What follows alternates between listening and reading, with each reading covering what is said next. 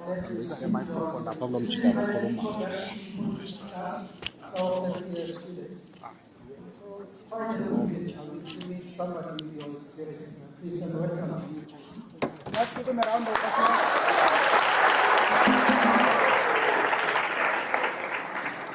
applause. Thanks very much, Professor. I don't know how to wear this facility, but I'm hoping that all of you can hear me. Salutations indeed to all of you, Professor Bongani. Thanks very much for this privilege to come and speak to the first year class here at the University of Johannesburg. Let me also acknowledge our Power 987 listeners who are joining us through radio and YouTube. We are, of course, here at UJ launching a feature, as indicated, we call Political School, that will interact first and foremost with academic communities of the social, economic, and political studies across different universities, as well as students. The feature will also be guest-driven with lectures and intense roundtable discussions on key insightful, expert-driven, science-based commentary on economic, social, and political questions facing our country.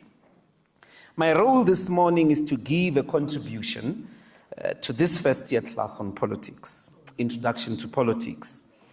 I will therefore, as much as possible, restrict myself to be theoretical lenses and both commentary and historical examples that are as accessible as possible. To begin, I want to locate the contemporary discipline of politics in the 1800s, specifically the late 1800s. It is preceded by two important disciplines, philosophy and history. But before it obtained this autonomous life as a field, political studies or political science, it had a short union with a major field, economics, and they were then called political economy. It is the separation of politics and economy as disciplines that marks the specificity of its modern and contemporary character, and therefore its consents. In the majority of the 1700s and 1800s in Europe, the subject of economics was very much related to that of politics. In fact, from Adam Smith and David Ricardo to Karl Marx and up to Keynes, the conversation is framed as a conversation of political economy. This is because the nature of the then society, which was largely driven by mercantilism, within which the foundations of modern industrial capitalism were central, inclusive of a process and era that Karl Marx characterized as primitive accumulation.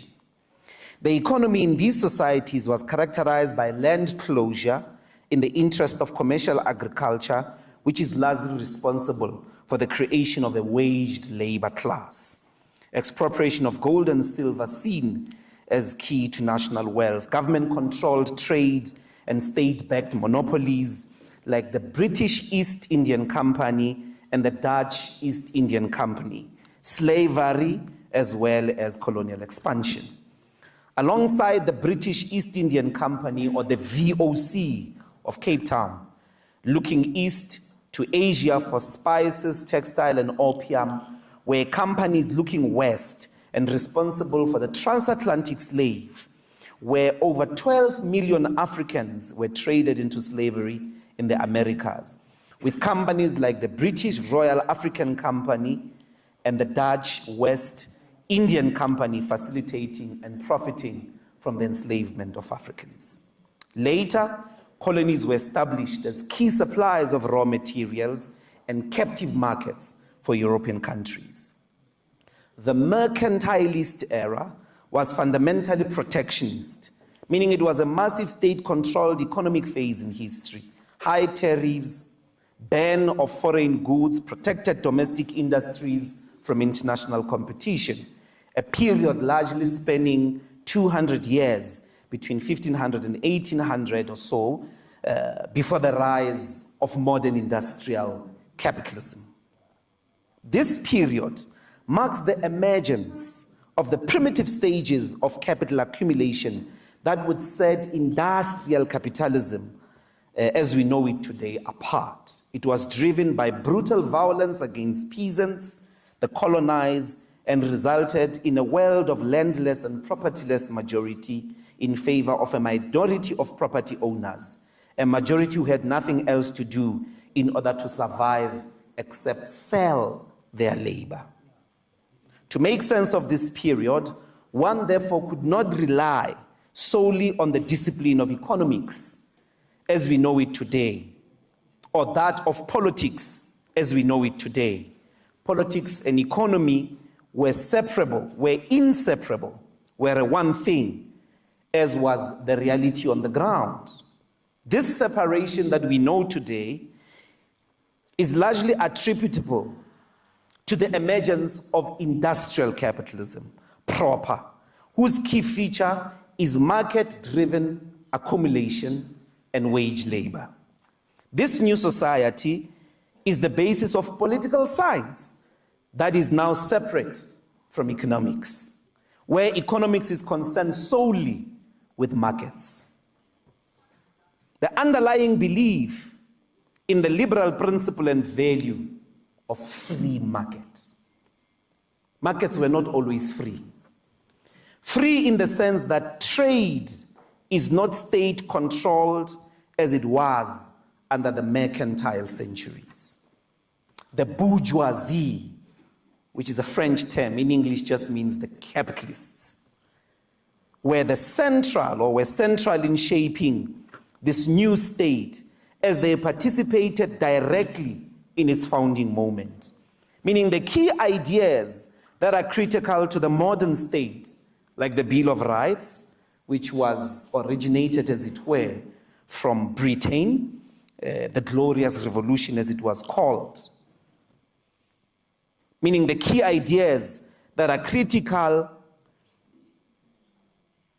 to the modern state as well, as I said, like parliamentary supremacy, protection from arbitrary punishment, as well as free and frequent elections, were all driven by the bourgeoisie in a conversation that involved only the bourgeoisie or the capitalists or the owners of land, the owners of property. In the context of the United States, which is essentially the first anti-colonized, or the first country to decolonize, it was a colony of Britain, we find values like sovereignty, equality, the inherent individual rights, rejecting royalty and monarchy, government by consent of the governed, or democracy as it were, which is found in the works of John Locke. The American Declaration of Independence, already in its preamble, grants the right to a revolution. In the American Declaration, to be a revolutionary is a right, meaning the people have the right to revolt and overthrow a government that violates natural rights. These values are also seen in the French Revolution, all of which were central as models for the emerging new state form. This is truly a significant shift in the understanding of power, from divine rule of kings and priests, the Pope and the bishops, to natural rights, is a 180-degree shift, inaugurating a human-centric world order. By merely being born, you have the right to vote and be voted for. Leaders are not chosen by God or by blood. This is a break, as it were, with that particular orientation, characterized largely, in those days as superstition. You don't have the right to rule over us merely because you descend from kings. You don't have the right to rule over us because you are a prophet or because God has put you. The concept of natural rights is that all of us are born equal. Very important. However, it's critical to note that for For at least 150 years or so, depending on which country of these developed countries you're looking at, these voting rights, inclusive of the right to be voted for, were largely exclusive to white men who owned property. In Britain, it was not until 1928 that all citizens, in particular women, were granted the equal right to vote and be voted for. In the United States, this only occurred in 1965, if we include black people and Native Americans. But for white women and poor white men, it was as late as the 1920s, with France as late as 1944. So for about 200 years, the Bill of Rights only belonged to white men who owned property. It was not extended, as it is claimed, to all human beings. This era is therefore the era of bourgeois state, founded and controlled socioeconomic power. Despite what Karl Marx and Engels say in the Communist Manifesto, the limitation of the right to vote to men with property ensured that the state was directly controlled by the bourgeoisie, by the capitalists. Colonial domination, conquest, and I will argue later on, neo-colonial control, characteristic of post-colonial states, is driven by these values, principles, and political frameworks designed for capitalist accumulation in the interest of property owners. Let me expand a little bit on colonial power, which, as you know, was preceded by imperialist companies driven by capital accumulation in East Asia for spices and other resources, and then to the West in the Americas for land settlement and slavery. These are economies largely driven by agriculture, yet rooted in international trade. State-driven conquest and settlement comes with the weakening power of these imperialist companies and their ability to control local communities. The colonial state is very much parallel to the emergence of the liberal states in the West. It's parallel to these conquests of Enlightenment values, the Bill of Rights, which is at the center. And it's very important. The colony and the plantation in the US are therefore depository of political forms of anti-black brutality associated with the mercantile era. The industrial bourgeoisie, often associated with free markets, is essentially made out of the brutal looting, expropriation, slavery, and associated massacres of the mercantile and colonial plunder. In our context, it's hard not to see apartheid itself as not an adapted state form of that autocratic mercantile political system driven by the creation of the conditions for the emergence of an industrial bourgeoisie through the guarantee of cheap and easily disposable black labor with its migrant labor system, protectionism, state-controlled monopolies. Apartheid was in essence a political system used to create an industrial Afrikaner bourgeoisie. That was its central mission. And it's late as well, 1948. Apartheid already anticipated its own inevitable end from its very founding moment.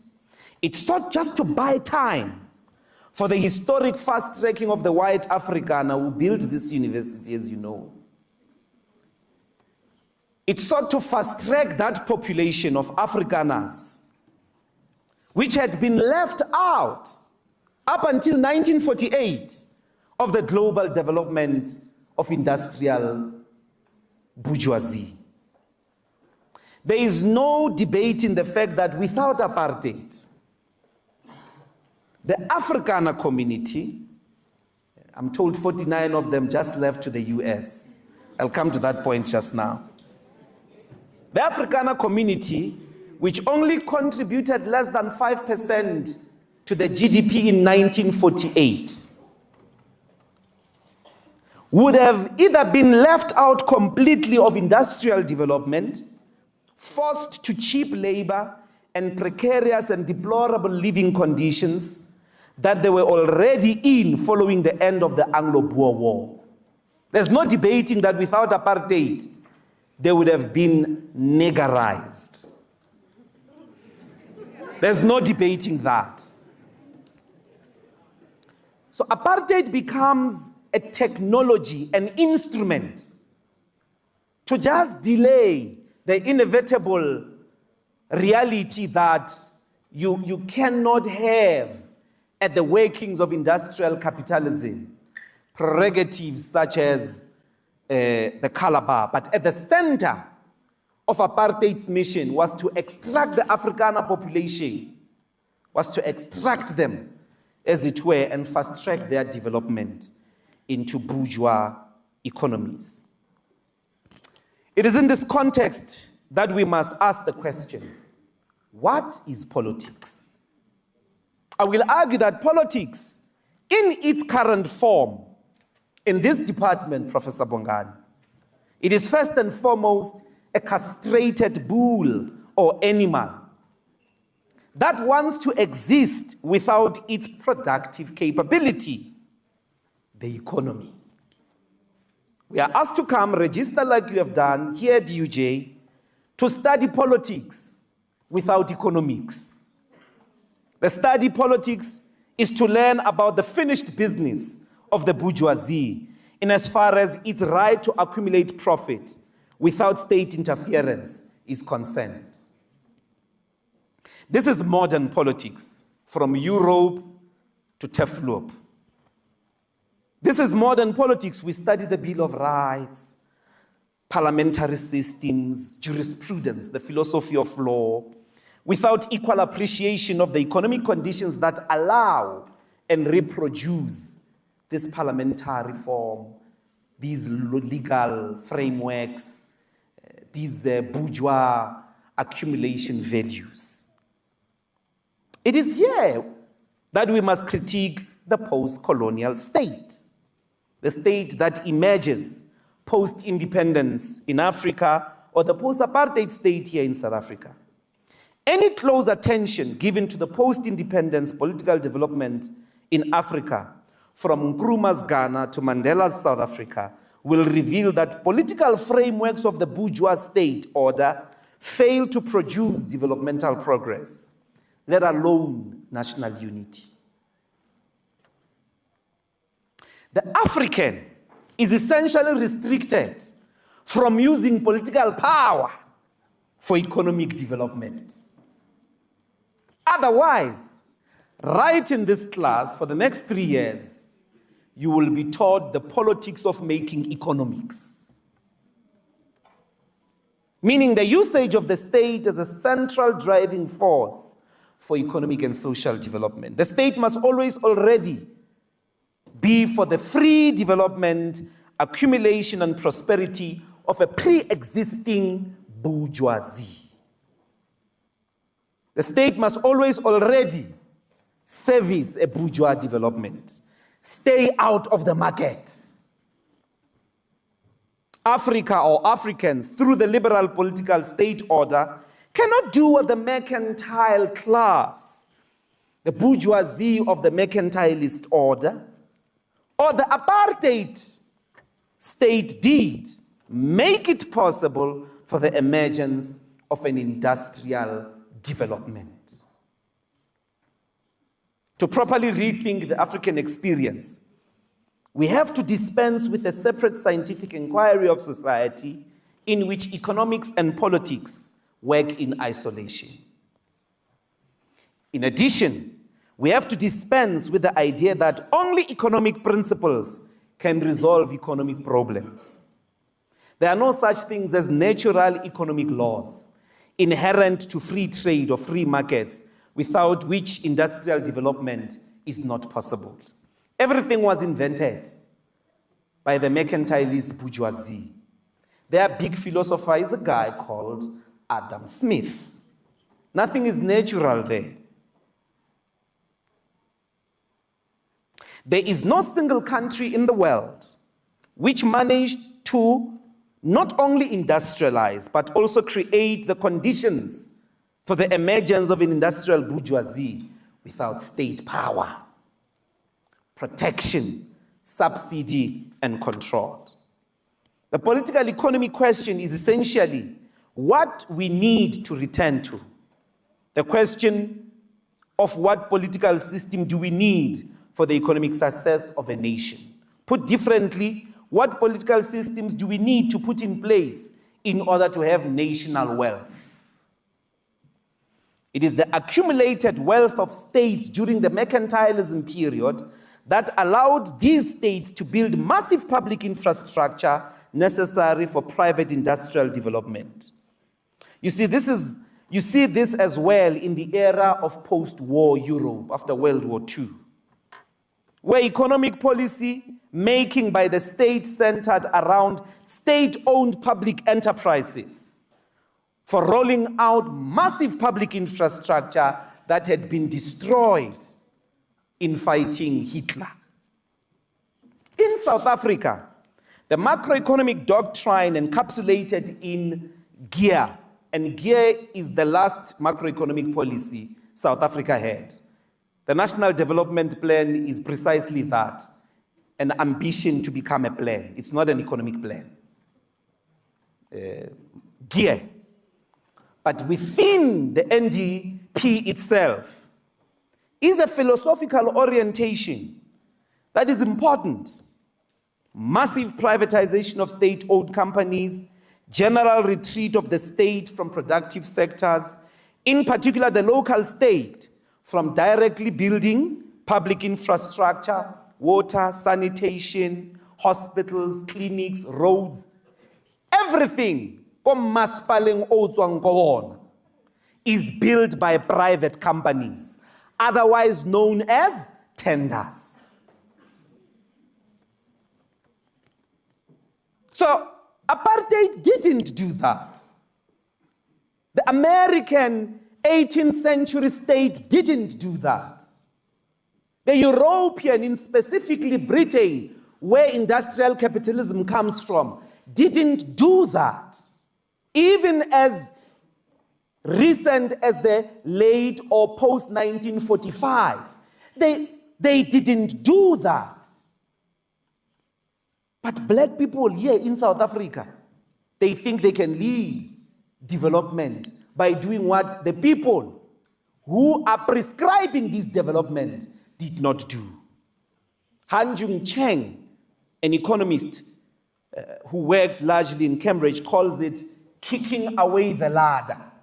You use the ladder to go on top of the house, then you kick it away. And you say to people, you can't even run your own country, but you've kicked away the ladder.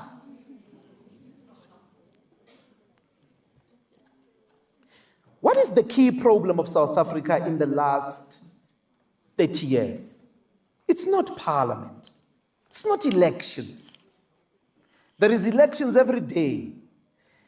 The longest serving liberation movement, well, not longest serving, the longest living liberation movement, which was in charge of Africa's most developed economy for 30 years, lost power and shares power without a single drop of blood, despite the fact that Jacob Zuma was disputing the outcome of elections in KwaZulu-Natal. Still, there was no single drop of blood.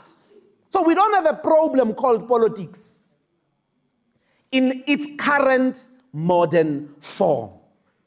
What are the problems of South Africa? Deindustrialization. This key problem indicates that the bourgeoisie created by colonialism and apartheid has no interest in industrial development of South Africa. This is despite the fact that GEAR was designed and implemented for them. GEAR was not done for Maponya. GEAR was not invented for the spaza shops that were there in 1994 so that they can become super powerful market. No, it was designed to make comfortable the apartheid bourgeoisie so that they can industrialize.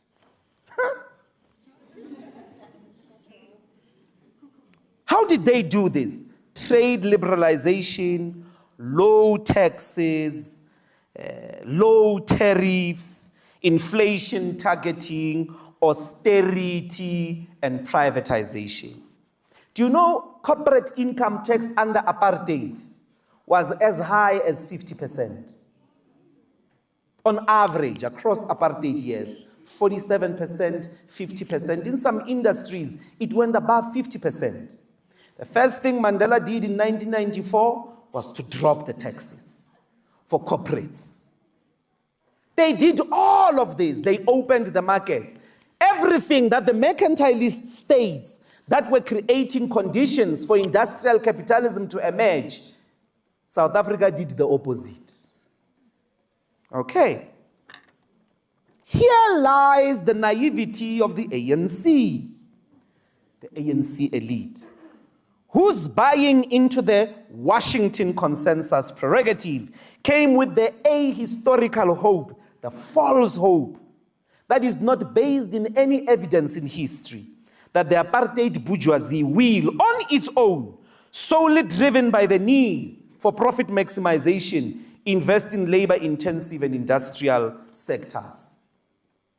However, this bourgeoisie, completely white, was given enough time, 30 years, to financialize, meaning migrate its capital into easily movable finance and be in a good position to relocate as and when necessary to other parts of the world.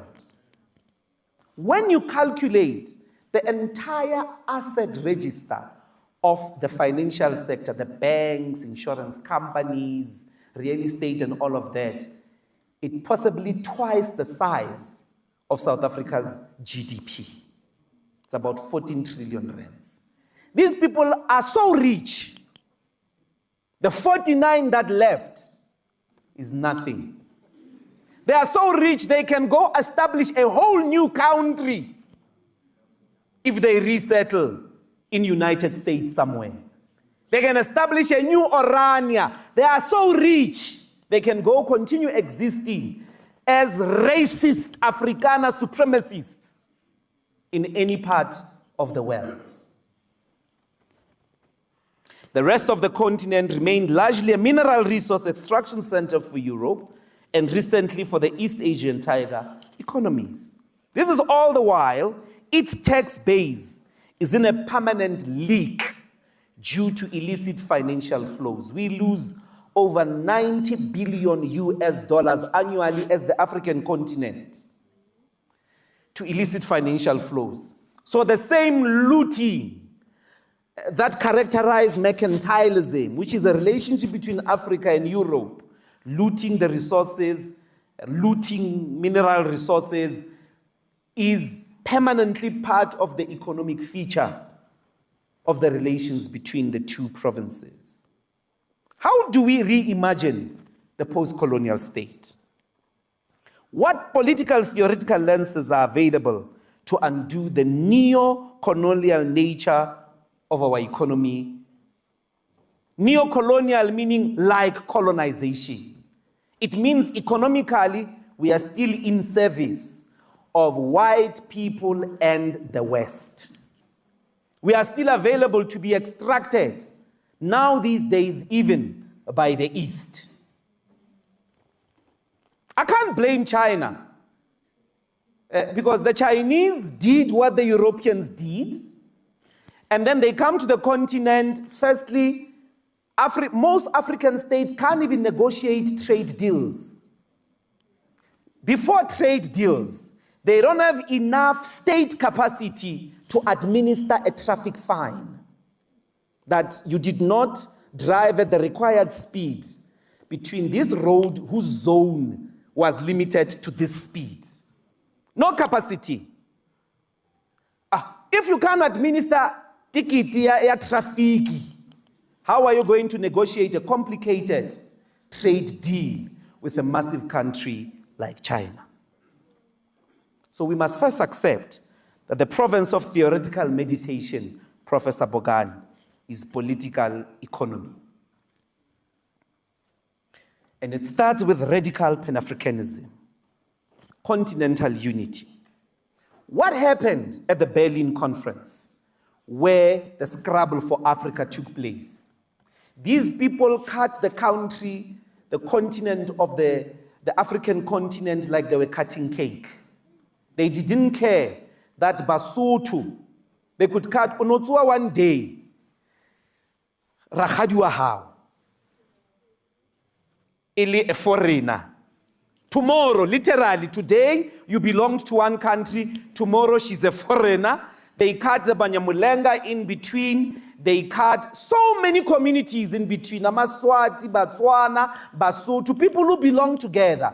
Today, they think they are foreigners to each other.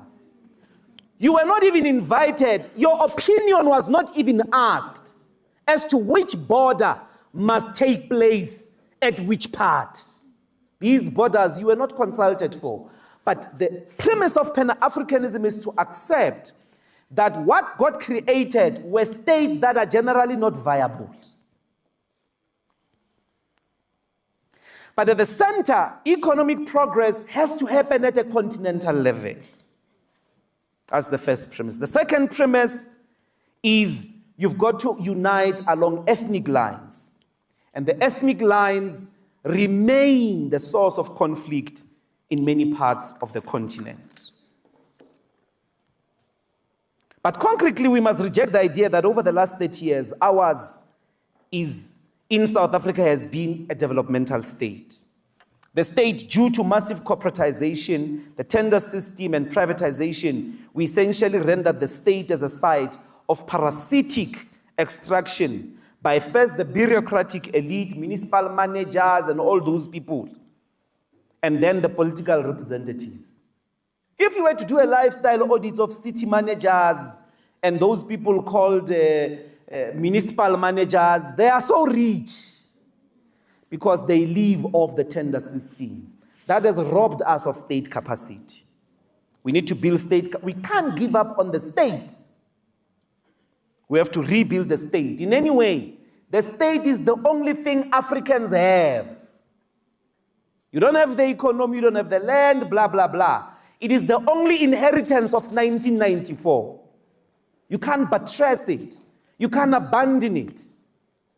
We have to revive it. This requires, obviously, an intolerable attitude to corruption. We have a duty to a political orientation of optimism. This is why we cannot accept the pessimistic objectives that lie in many of the analyses that make us hate state control. And at the center of this is anti-Diop's African Renaissance. Checo anti-Diop, the idea of the rebirth, an unapologetic claim to the right to imagine a different future. Your task at the beginning of a political science class is to refuse to study politics without consideration of the economy. Is to reimagine a better Africa.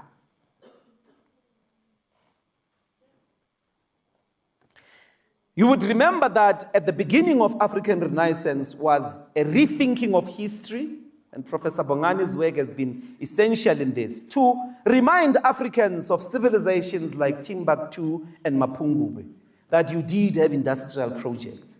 You are not new to an industrial project. We have a duty to rethink our future in the interest of resolving our unique problems. So decolonization, therefore, means finding African solutions to African problems, where this inheritance of the state, the machinery called the state, must be jealously guarded, rebuilt as an instrument to break through the problems of poverty, unemployment, disease, inequality, and war. Dambo, I'll take questions.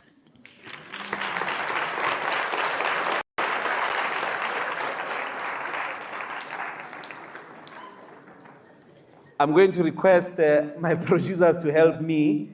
Prof, do you want to facilitate or can I just point? All right. Anyone with a question? Normally, you know, these concepts, they must not scare you. That's what it means to be in a classroom. If your mind is not fried, you are probably not learning. You are just on TikTok. Yes. What's your thoughts on the notion that Pan-Africanism is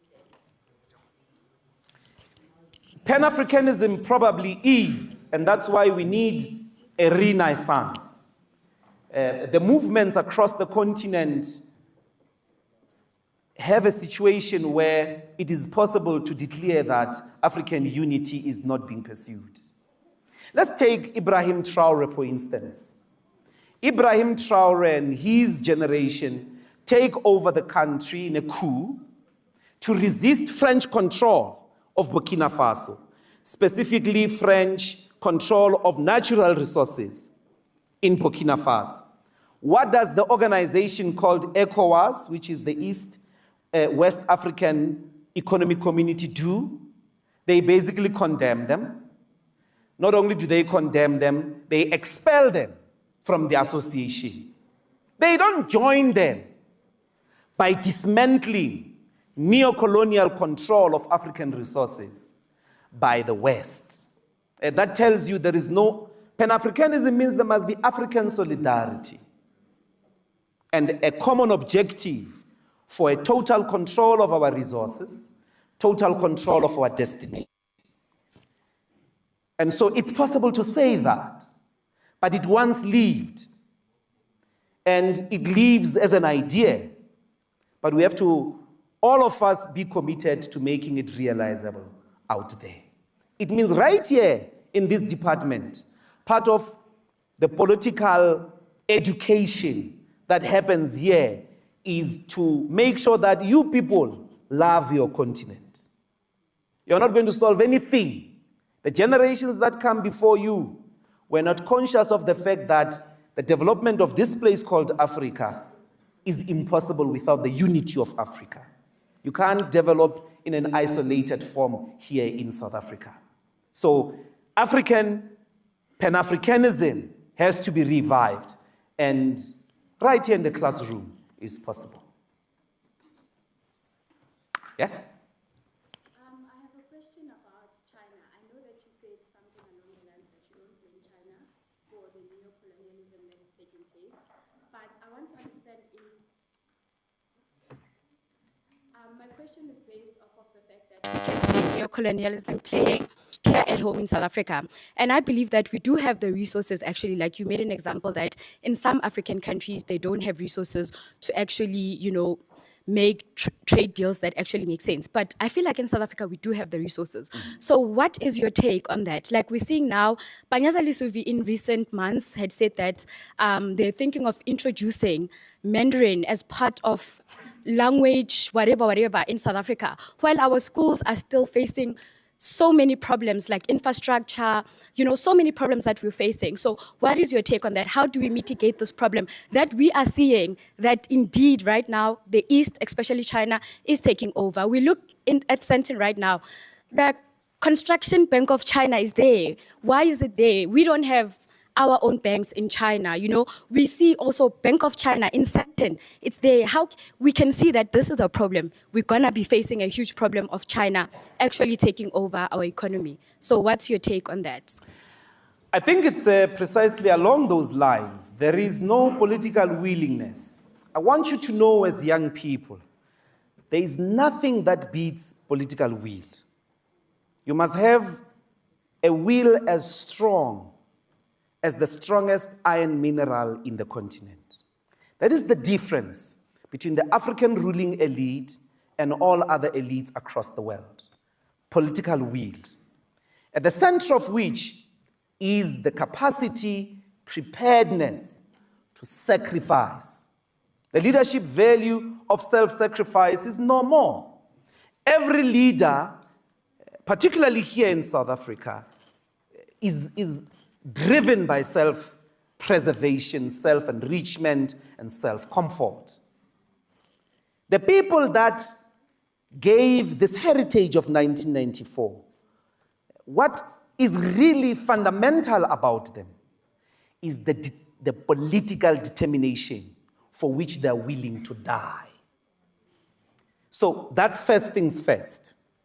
Secondly, this new generation needs to understand that we have to come to the world stage together as a continent to negotiate tariffs of the United States, to negotiate tariffs and trade deals with China or Russia.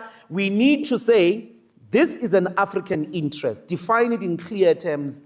Go to the table as a united actor. And it's not going to happen if your political science is studying South Africa only. You need to know what's happening in the Congo. You need to know what's happening in Lesotho. You need to know what's happening, what is the political economy of Swaziland and Zimbabwe. You've got to know, because the path to that developmental future lies with a united effort. I'm not talking about this irresponsible borderlessness, where you commit a crime here with the hope that you will run to Dar es Salaam and not be found. I'm not talking about that. I'm talking about a common destination, gradually developed, gradually agreed upon, infrastructure programs that make trade possible. So countries like China, certainly like Japan, United Nations, European Union, as well as the United States, come here. Do you think they will know what is an African interest if Africans don't define that interest? They are going to get in a trade deal and you're going to cry all the time like victims. You've got political power. Why teach us Mandarin? Teach us political economy. It doesn't matter what language we speak. We just want our resources to benefit the African people. That's the education we are looking for. And I'm saying it is precisely that determination. If you don't develop it here, if you don't pressure each other through pure peer pressure to have a political will as strong as the strongest metal in the continent, with the preparedness to sacrifice, you're not going to develop the African continent. So another, yes, Chief. Thank you so much, Dr. Mbuyiseni. I just want to say bye to Power FM listeners for joining us. It's 1200 hours. We're going to take the news there. Let's give them a round of applause for joining us. That's a round of applause from the University of Johannesburg first year class. Yes, Chief? My question is a bit wrong to the sentiment to say that, neglecting the economy by political parties, it actually propels state capture, because political parties who are prospectively, who are going to be graduated to missionaries of government, they would require, the bourgeois to assist them in implementing some of their developmental or economic ambitions. So what I'm saying is that, to what extent does the bourgeoisie capture not only the state, but political parties because of their prospectively government of the day in the forthcoming elections? So I just wanted to ask precisely on that. Do political parties rather need bourgeois or economic partners to execute their particular mandate? Because even in the tender, you would have an ambition as a political party, for instance, to say that you need to provide free education, but you know that the tendering system would require you to find an economic partner, a business that will ensure that your service delivery is efficient and effective. My argument in this lecture is that political power created the bourgeoisie. That's why the bourgeoisie had to, the first chunk of politicians in the British Parliament, in the Congress in the United States, in the National Assembly in France, were the property owners. They wrote this political regime of values, and they were protected, they were subsidized, they were supported through tariffs, through the military power, to plunder the whole of the world. Nobody sold land in the African continent. It was taken by force. And I'm saying that political power in that sense is something that can be used for industrialization. It is though Up to this far in the last 400 years, and 400 years is a very long time. If you think about it, Christianity is 2,000 years old. So 400 years is very small, or 300 years. In South Africa, we're talking about 150 years or so of industrial capitalism proper. I'm saying that in this case, the 1994 moment means that we've got the capacity through one woman, one man vote to use the state and to use it in the interest of the development of the African continent. The collaboration between political elites, the bourgeoisie, is a choice. It's quite frankly a choice. At some point, the Chinese took a decision. We're going to use state power and all the instruments of disciplining capital to develop China. Today, they are possibly already the largest economy in the world. And I'm saying that Africa can do the same. Africa can decide its own developmental path. Bantwana Benkos, it doesn't mean it's going to be easy. There will be a lot of fight back. There will be a lot of pushback.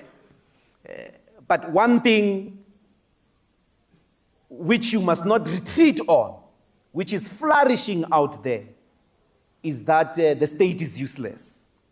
The state is useless. Let us give power to the economists and the property owners. I attended a PSG last week, Thursday, investment conference. The speaker before me was Mbuyiseni Ndlozi. Mbuyiseni Ndlozi got on the stage. There were 600 people like you are here, and all of them were white. All of them. I could count black people, maybe there were 3. Few Indians and few colors. PSG is a big investment company. 600 white people in PSG. Mbuyiseni Ndlozi gets on stage and does the normal chorus. Government is corrupt, potholes, townships, these black people are plundering the state, and he critiques the black middle class, the wage bill, and he says South Africa is an unstable country.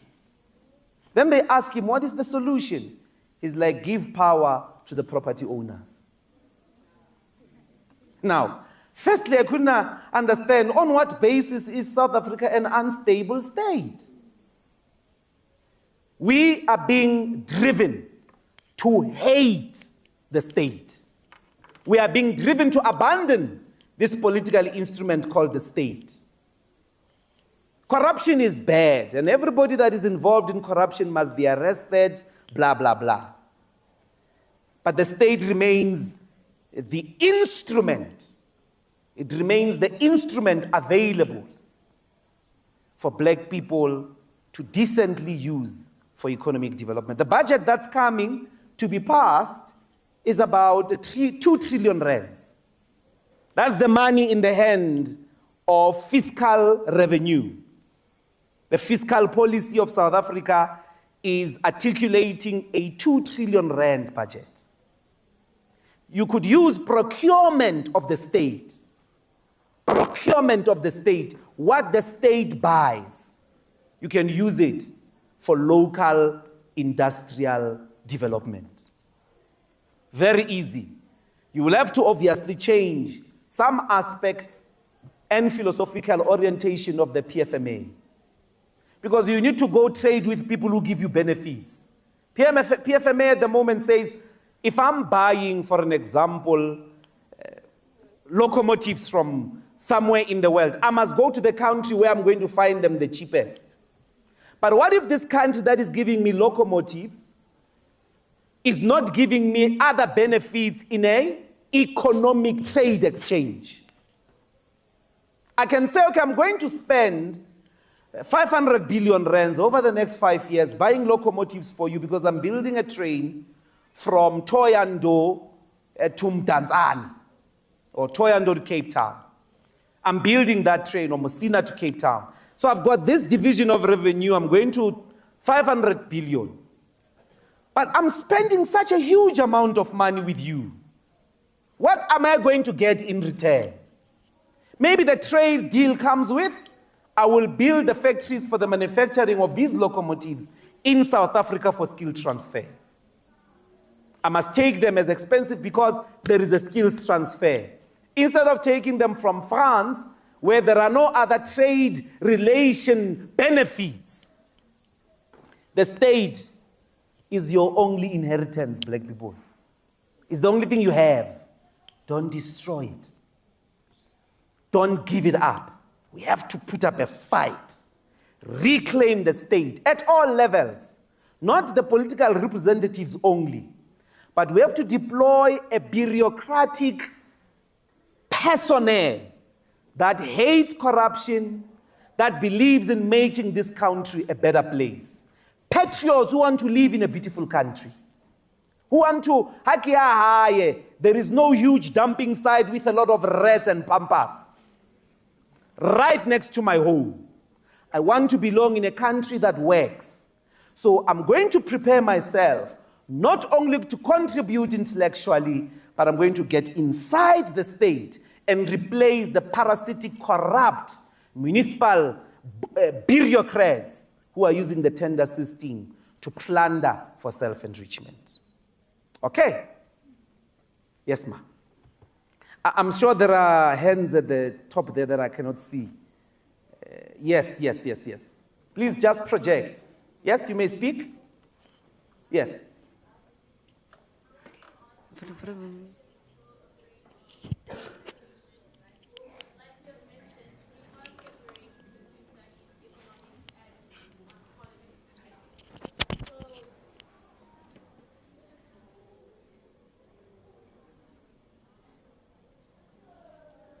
Yeah, go on. And the only thing we have in Africa is the state. So by privatizing, can we not improve the one thing that we have to No, I agree. And I have spent about 12 years or so in the political fabric of this country, crisscrossing the country. I worked in parliament. I was 27 years or so when I got there. Very painful process. Shouting at old people, the age of my grandmother. Firstly, to concentrate, because they were sleeping. Secondly, to prepare and make an input that they understand. I can tell you for free. And normally I charge people for this information. So you guys, I'll give it to you for free. Political will is what is absent with the current political leadership. They have no will. 1. 2, they are not ready to die for their ideas. They are not ready to be selfless. You can't try to get rich quick if you want to industrialize South Africa. In any way, what are you doing in government if you are a genuine businessman? If it's about business, it's about business, what are you doing in government? Why are you a municipal manager? Why are you a minister? If what you are championing, if your skills is to run a sophisticated, powerful, go run business and do profits there. Do not use the state for self-enrichment. That is what this generation needs to fight against. But such a fight must be based on the political will. You see, the people who liberated South Africa in 1994 came from Robben Island. They had been there tortured, isolated, brutalized for decades. Some of them came from exile. They were being hunted day and night by the assassination squads of the apartheid regime. Some of them lost their brothers, their children. Some of them were captured and survived brutal torture. They put their physical bodies and their families simply to attain the right to vote. Now you got the right to vote. There's a next step to use the state for the resolution of unemployment, inequality, and poverty. And then you've got a generation of people who turn their back against that, and they steal these 2 trillion rands that we budget every year for themselves. And now they buy cars, very unproductive. They buy Louis Vuittons, very unproductive. They do very short-term things. So it's a group of people buttressed, as it were, zombified by consumerism. If you join that fray, your children will continue to work for the white supremacists that are linked to European domination in the world. Okay? Yes, Sissy? Yeah. Please project. My question is based on African unity. So it's basically saying, would you agree that The bourgeoisie does what? To perpetuate their ideals. And what would you say about this statement? The people that built their heaven on your land are telling you yours is in the sky. So basically, I'm basing this on Pan-Africanism and African unity. What I want to ask is, don't you think that they use Christianity to vilify African culture? And how can we be united as Africans if we're not allowed to show or express our African culture? Especially in the modern day where AI and social media is a big thing. Even productions, they perpetuate capitalist culture industry, and they never show African culture and traditions. So how can we become united as Africans if we're not allowed to be in the platform or mass-produced productions? Yeah. I think there is a big historical anomaly in the narrative of Christianity. Christianity is not non-African. There's actually no evidence to support the idea that Christianity is not African. Christianity, the biblical geography, the biblical lives that are noted there, were a different reality to what we have today. In a sense, if you go, some of the oldest biblical scriptures are in Ethiopia, older than the current Constantine Bible. So that's a bit, it requires a conversation. There's something colonial in convincing you. It is a very colonial, it is in order to oppress you, I imagine, that they make you believe that the Christian faith is European and it's not yours. But there's a lot of Christian resistance. And the churches that were at the center here in South Africa, you would be dismantling their agency, those Africans, who Christianity in their hands was very much about self-determination, was very much about imagining themselves against white supremacy. Denominations like the ZCC, you can't say they are not African. Shembe, you can't say they are not African. And certain Amadota and Asawese, you can't say they are not African.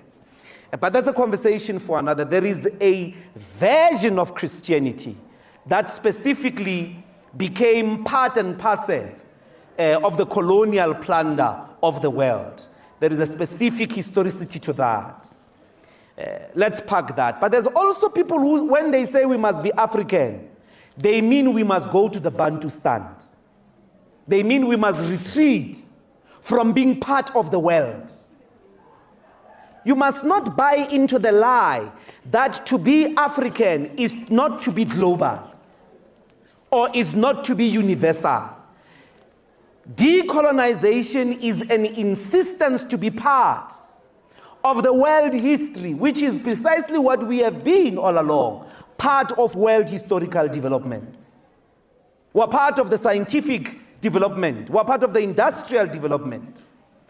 And this is why African Renaissance in the hands of Auntie Diop, who was an Egyptomatologist, shows time and time again that it is a lie that Africa did not participate in the movement of scientific and industrial global reality. So to be African is not to view those things as West. AI is ours too. Mathematics is ours too. Industry is ours too.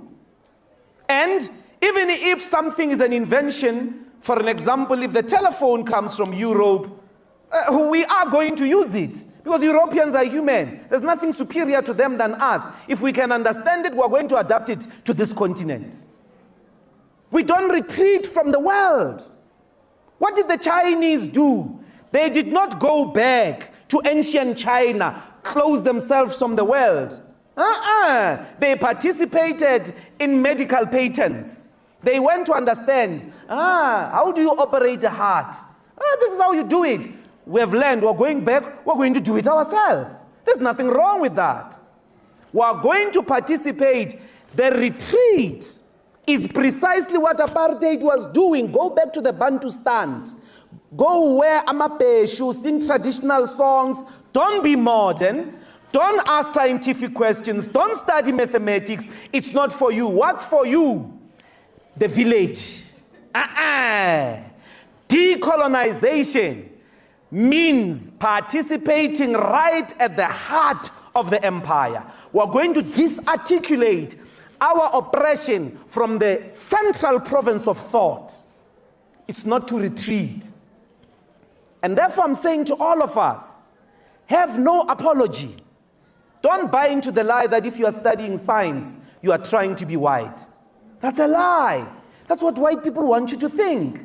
So that you remain a zombified, dummified generation, and you are always going to be dominated by them until they find some settlement in Mars. Then they leave you here with no capacity to know how to operate their nuclear facilities.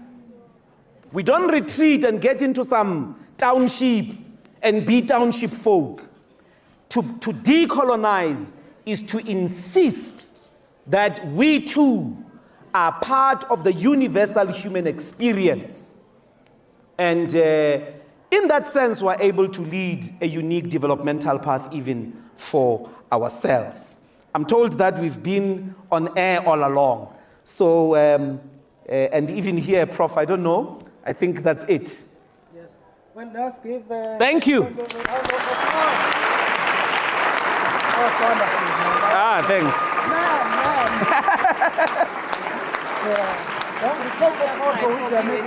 If you can take a photo with them, with you. Oh. Yeah. Well, so let's take a selfie. With my phone. You don't have your phone.